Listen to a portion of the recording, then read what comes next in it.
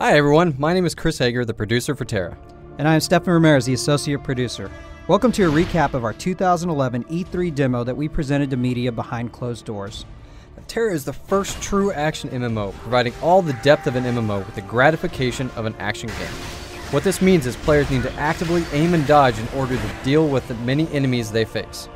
We gave the press a hands-on look at the combat and fought one of the fiercest big-ass monsters, or BAMs, to date, but we also talked about a never-before-seen, groundbreaking feature of TERA, the political system.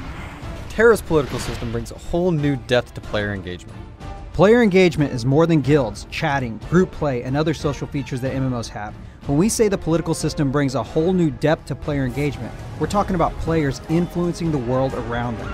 That's right, that means getting votes, buying votes, smearing your opponents, taking out your competition, raising taxes, making tons of cash money, controlling your province, putting players in prison, running your own events, managing your own towns, and just doing whatever you want. We'll cover the political system in two sections and tell you about a player's rise to power and a player's reign of power. There are two ways to gain political office, and we covered this through the story of Landon, a player that uses charisma, charm, and popularity to gain office.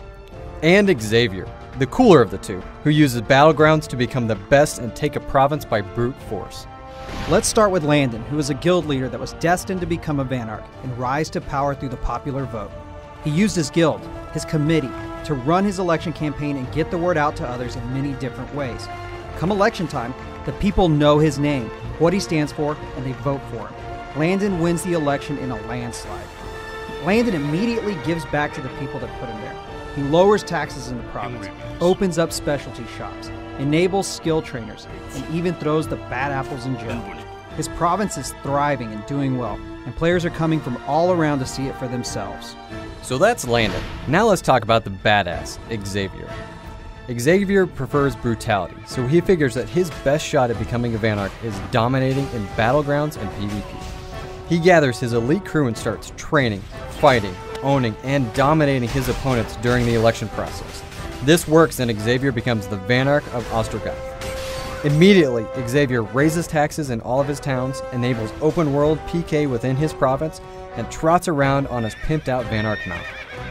Xavier also rules with an iron fist, imprisoning anyone who gets in his way, all the while making tons of money from shops, skill trainers, and events. This is a problem because just like in real politics, in order for Xavier to stay in office and keep doing his thing, he'll need the support of his people.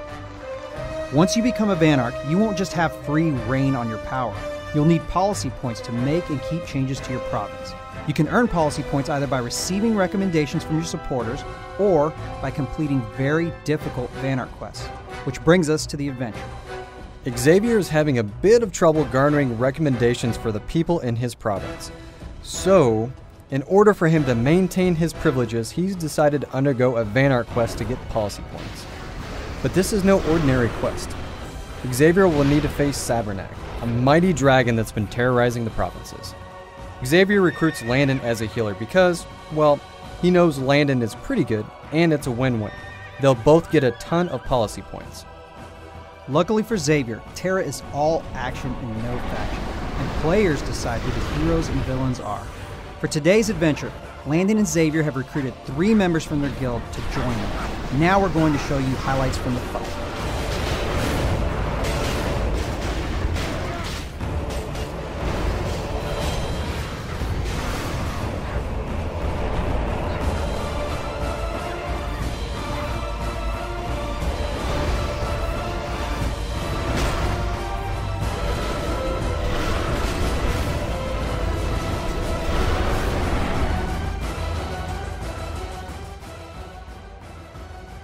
Now you know what we mean when we say TERA is action.